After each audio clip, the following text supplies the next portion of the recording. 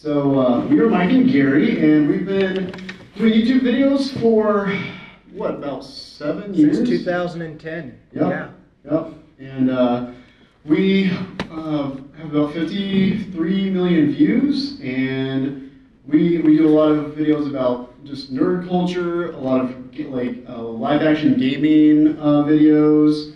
We've done videos about Portal, Half-Life, Minecraft, a lot of Nintendo stuff, live action, Mario.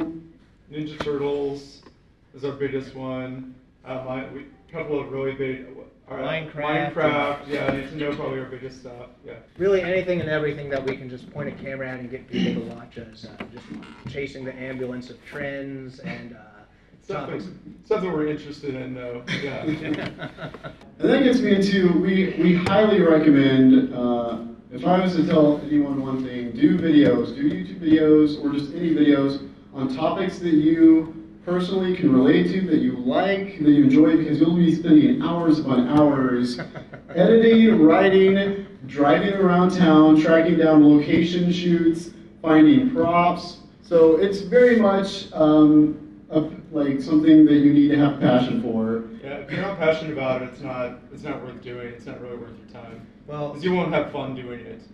It's, as Mike said, a huge investment of time. But what we've also found is you can spend hours watching analytics, researching what's trending, optimizing the search tags on your videos, and trying to game the system that way.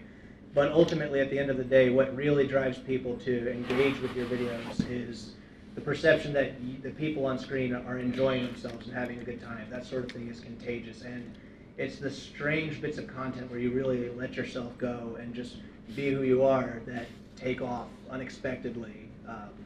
Even though you would think it never would. So, at the end of the day, just do what you like, and that's contagious. Does anyone have any questions off the bat about what we do?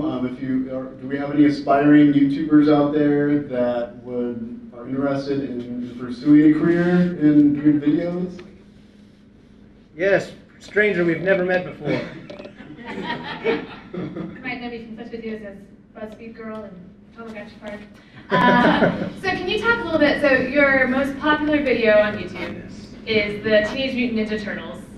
Can you talk a little bit about how the genesis of that video came to be, what was your planning process, and how you made that happen? Because I know it was a quick turnaround time on that.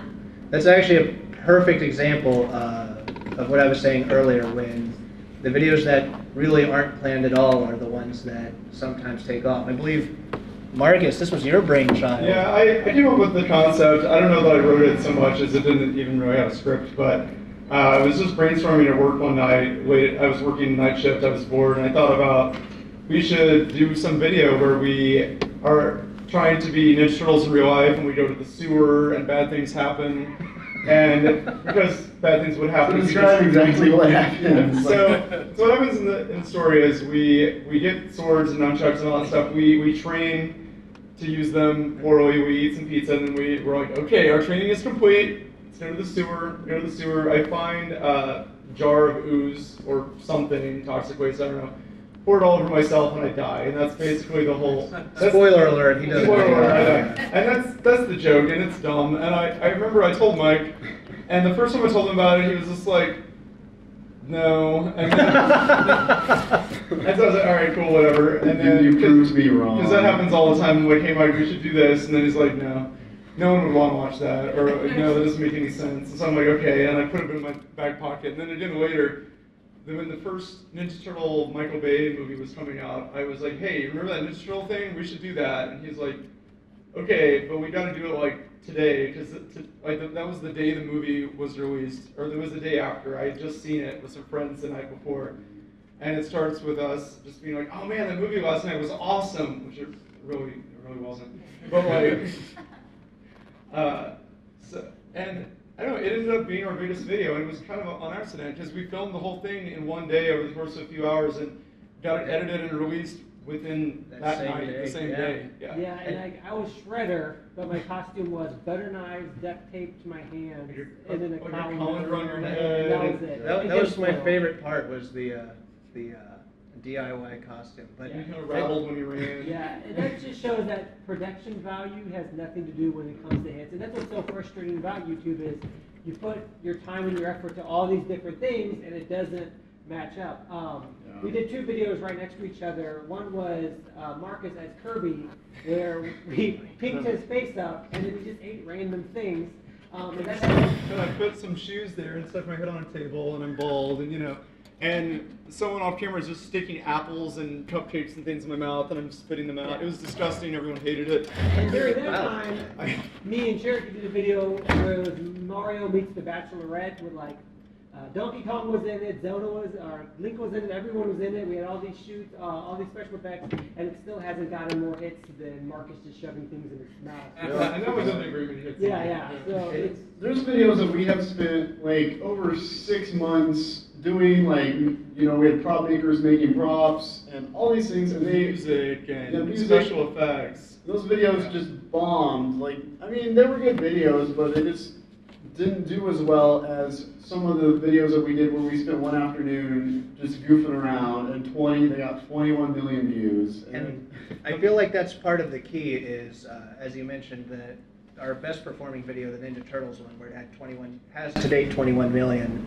We shot, edited that in a single day, specifically in the interest of being timely, and if you can, you know, speak relevantly to what people are interested in at the moment. You know, everyone was looking on YouTube for content around Ninja Turtles, and because we caught that window, that was the biggest thing. You can really get lost in the spiral of writing a thing to perfection, or, you know, getting the perfect shot, or editing, you know, special effects to the most minute detail.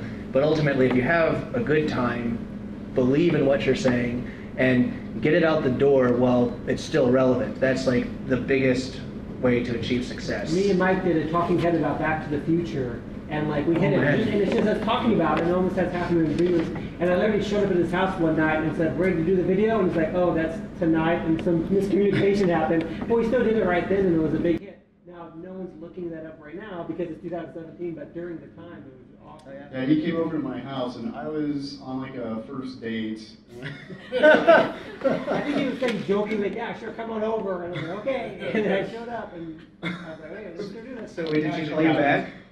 Yeah, she did. Oh, good. Right on. I think we did 3 videos that night. Yeah, we did a couple. Your review and that one. So the date wasn't going that well.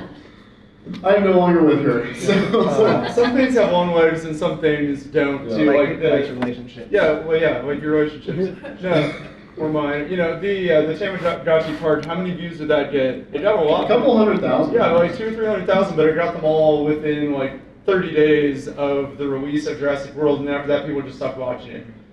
And So the window of time that you release your content is crucial. There's 2 different types of videos, and we've done both. Where I call them ambulance chasers and videos like long legs. And ambulance chasers are videos that are things about, like, let's say news stories, something in the news. Let's say something Donald Trump did that was silly. And Has that ever happened? I don't think so. I know.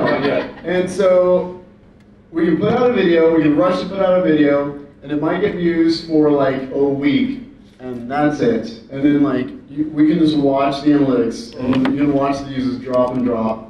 And news is a 24-hour news cycle, and honestly, like in the last few years, it's gotten even faster. So we try to do topics that are timeless, like Mario, Luigi, Peach, like Half-Life. Half-Life is something that I grew up playing. I've always had a passion for it, and I think that there's always people interested in those games. Things like it's important to you, which is important. I mean, Yeah. Oh no, I was just gonna say things like, you know, Batman have been around for literally generations. He's become like a new cultural archetype. Our parents grew up reading those comics, and their parents before them. Just So like Ninja Turtles. exactly. Yeah, exactly.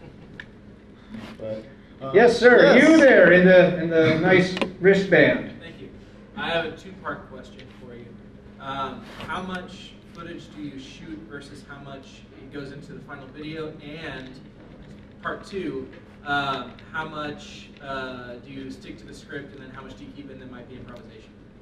Good question. Really good question. It very much depends on the project. As we mentioned, there are some where we just grab a camera, go out and get lots of coverage, shoot tons of different things, and figure out what sticks to the final cut in the editing room. Some of the larger projects, we're very meticulous about scripting, writing a very distinct storyboard, doing animatics, especially for the ones where you have lots of moving pieces and a large cast. You really almost have to have that level of organization going into it, or you'll get down at the editing bay and realize, I don't have this shot that I needed, and there's no way you can pull everyone back in to do a pickup. So we'll have actors and actresses come in from out of town who've driven hours just to be here, and you can't just be like, oh, I forgot this one shot, you need to come back. And it depends on the type of video. Like, as he said, our more scripted videos, where a lot of planning goes into that, so we don't waste as much. We might do like 5 takes, you know, it just depends on how the people that we're working with, how good they are. We might do takes a couple different ways. We've been doing a lot of review videos, reviews of products and different things that we enjoy. The review videos, we might review something for 2 hours straight, and I've got to go through 2 hours of footage and whittle it down to like something that's like 10 minutes. That's the problem with doing the improvised. We've done a lot of stuff that was more improvisational. I'd say the Ninja Turtles was mostly improvised. We had a rough sketch, but we just kind of made up an outline. Yeah, that's all we had. A lot of the reviews are pretty much just all on the fly. We might have, again, an outline of the points we want to talk about, but it's harder for you to edit, though, right? I mean, it takes a lot more time to edit if we shoot 2-3 hours of footage and we only need the video to be 5 or 10 minutes long. Yeah, but you know, it's a passion of love. It's a labor of love. Yeah, and the thing with YouTube is they have to be 2 or 3 minutes long because no one's going to be watching longer than that either. If you're Red Letter Media, you can do a 30-minute review of a movie and people will watch it. But I say reviews you can get away with however long that review needs to be and still be entertaining. You can make it as long as it needs to be. But for sketches, and this is something I've talked to our YouTube rep, that he talks about how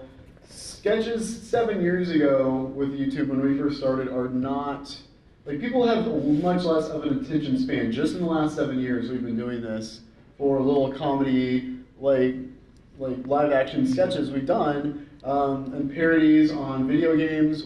I've definitely seen, like, there's something in YouTube analytics called retention rates. YouTube's great. You can learn so much about your audience just by looking at this. You get to see, like, it'll show how many people just stop watching at a certain time. And it's like, you might have this great 10-minute video, and like, you have great action scenes, you put all this work into it, and then like 90% of your audience stops watching after the first minute. And a great point on that just is that the first 5 seconds are absolutely crucial. If you can't grab your audience's attention in that very first impression, they're out. The biggest, cliff or waterfall or drop-off point when you're looking at that is the first 5 seconds. The line graph of people watching goes like that. So if you start really, really strong, put your most interesting stuff right at the front and really hook them in. That's my thought there. Yeah, especially since like this generation is used to like those 7-second like sketches that you see on Instagram or something like that you flip down and it's just like joke and you can go to the next one. So if they're used to that, and then something like 2 minutes just seems like forever, and that's what you're saying. Like, you have to catch them in that 5 second and say, hey, it's worth this time to watch it. And I'd say the next like increment of time after that is the first 30 seconds. It's like, I've seen so many videos online that they don't get good until like a couple minutes in, and that is an eternity. You've already lost most of your audience at that you've point. already lost most of your audience. And what's interesting about YouTube is the longer people watch your videos, the more YouTube's going to push those videos. They're going to pop up on the YouTube suggested videos on the side. And so if people aren't watching your video for very long, it will not push your video, and it won't pop up in search results, and not as many people will see it. And you have to decide, do you want to do something? There's videos we've done I knew wasn't going to get any views, and it didn't, and we just did it. We did it just for fun because we wanted to. That's kind of how the Kirby thing was. I was like, hey, let's do this, and And I'll say, like, those to this day are my absolute favorites. Like, if I'm going to show someone one of the pieces that we put together, it's rarely the ones that got like, 6 million or 10. It's some of the ones that are like hovering around 10,000, but I just love making it. Coming back to your original question, very often, even though there are so many pieces that we meticulously plan ahead of time, the moments that really shine and stand out among those are the improvised pieces where there's just some like spark or discovery in the moment, or someone accidentally hits Marcus in the head with a crowbar while we're filming a scene, and just always one like unplanned catastrophe after another, and you get to catch it on tape. That's why, I think the blooper films some of them are funnier than the actual films, kind of things, because it has all the outtakes, all the things that we said that would work and wouldn't work. Oh yeah. Now, by far, my favorite videos are just like the ones that didn't go viral. And you have to ask yourself, do you want a video that a lot of people are going to see, or do you just want to do something that you enjoy? And we do a little bit of both. Yeah, exactly. I mean, like, I think it's definitely my top 3, Spider Tunnel. It's a classic. Where we Describe it for us who haven't seen it, because we're scared of spiders. Yeah, it's just a tunnel in Springfield, Missouri that around August, September is just full of giant spiders. That's what it says on the tin. It's a bike tunnel. It's part of a bike trail, like a greenway trail, but you go down there, it's right by a river, and you go down there at night, there's spider webs all over. It's like Shelov's lair. The walls, the ceiling, everything is covered in spiders, and spider webs, giant spiders, and they come down and they hang in your face, and it's horrifying. And so we went and we just kind of did this little expedition safari thing where we went down there at night with flashlights and we were just photographing spiders. It was insane. No one really watched it, but we had fun doing it, And then what happened at the end of that is we put Marcus, we covered him in fake cobwebs and giant plastic spiders. And as I was filming it, a park ranger truck decided to drive down that tunnel. And kicked us out of the park. So we weren't supposed to be there at night, and I was laying there covered in fake spider webs and fake spiders, cocooned. The lights would flicker and they would go out for a long time. And it didn't get a lot of views. I mean, it got some eventually, but that's only after we really built an audience after years of working our bums off. And versus there's videos like that I absolutely love, and then there's videos like Nintendo's versus Zombies. Nintendo actually contacted us and commissioned us to do that. And I love that video to death. It was so much fun making, and I enjoy it. But I definitely want to stress, don't get into this necessarily just to be like, oh, I'm going to quit my job, make a ton of money, and just do videos all day. Because for some people, it's like that. It can be a full-time job. I remember nights where I'd get home from work and I would immediately go right to my computer and be editing for hours, and then after that I'd be hopping on website after website, contacting blog writers trying to push things and figure out what the next trend is, writing scripts, and being knee deep in the analytics, trying to determine does this thumbnail paired with this title and this description perform better. And there's a while where that's a game and it can be fun and engaging, but if you're just in it for the views, it can become a grind. So really having a passion for the craft, and my favorite thing that I've taken away from the time working on this channel is the stories in the moment where you're playing a spider tunnel and someone drives by and you have to duck and hide, or you're jury rigging some jib together to get the perfect shot, or something goes wrong, you're swinging a sword at Marcus and he almost loses a finger. And I feel because it's a hobby, there's less pressure, because if a video doesn't hit us, it's oh, it's no big deal, let's do another one, whereas oh wow, this was supposed to be my salary this month. I mean, the pressure so much, so I like how it could be a lucrative hobby, but still having the fun and the passion. I remember the first video, before MikeNgary, Gary and I worked. Oh, yeah. We in the it was 2007? Oh, God. Back in the MySpace days, we got our very first video viral, and we couldn't figure out where these views were coming from. And it was a video we'd uploaded to MySpace, and we figured out that MySpace had posted that video on their front page, and it was every minute it was getting thousands of views. And I just remember being just of this feeling of being like, oh my gosh, like we're famous. Oh, what's happening? And we all got together, like all the people in the video, and we got together that night and had an impromptu party. And that feeling, like it's just like this adrenaline rush, and like that can get addictive. Like when you get several videos, especially in a row, to go viral, and a lot of people are watching them and enjoying them, you know, you really love it, and then suddenly you make a video and then no one cares about it, and you're like, wait, what did I do wrong? And it may be a great video, but it didn't set right with the audience, or maybe it's just a subject that people weren't that interested in, and you have to be good with that. You like, these days, I mean, we pretty much just do videos for the fun of it. We don't care if a lot of people are watching or not. We do them for the fans. I mean, when you already have a following, you kind of have the luxury of doing that too. Yeah. Well, especially now you're talking about like that rush. I did improv in college and sketch and college and things like that, and I'd probably get like 30 people watching our shows. Then when you do something like YouTube and you have like someone like, I do one sketch where it's me talking to Cortana, and that has 40,000 views, and Gary edited it, and like we wrote it over Facebook in like 10 minutes, and then we filmed it. And like I had more views on that than every improv show or college sketch show I've ever done. And that's what's so mind-boggling is so many people watch these videos, and you don't really get to experience as much as like a live thing. You still would reach so much more people. For people aspiring, go on. Oh, I just noticed there was another question from our Lance. Can you tell us a little bit about the equipment that you guys use? If I wanted to start my own YouTube, or if I wanted to go film some things, what sort of equipment do you recommend? Well, we started with Gary's dad's Sony Handycam. Oh man, those are the days back when DV was a thing and you were actually filming on tape. Oh, classic. We've been doing this a while. If you're just starting out, it really depends on your budget. You know, most people filming YouTube aren't going to go buy a Red or anything that shoots 4K. A really solid setup to have is a DSLR. It's immensely extendable. They're affordable.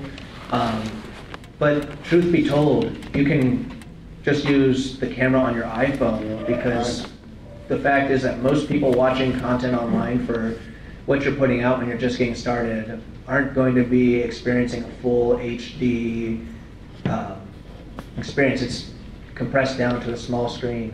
And the most important thing is to really just start filming, get time behind the camera, figuring out what works, getting comfortable on camera, playing with composition and shots and editing, and then as you progress, start investing slowly would be my advice. A big push on YouTube, and a huge trend now, is vlogging, and I recommend anyone who wants to start doing videos that may not know where to start and doesn't have experience, just vlog. Like, get on your phone. When we started 7 years ago, phones on cameras were not that great, and now my BlackBerry was awesome. And so, I would have died if I had something that would do HD video in my phone. And because DSLR cameras, they're not there's a lot of settings on them, and I think that you just get in the habit of just making videos. They don't need to be good. Just get out there and have fun with it. And eventually, if you keep doing it and find you enjoy it, maybe upgrade, maybe get a video camera, something that's more specialized. But until then, I highly recommend just playing around with a lot of times I'll go, especially if I'm doing something off-site, like I'll go to theme parks and do little reviews of the theme park. I just bring my phone. It's so much easier to use than lugging a big DSLR around.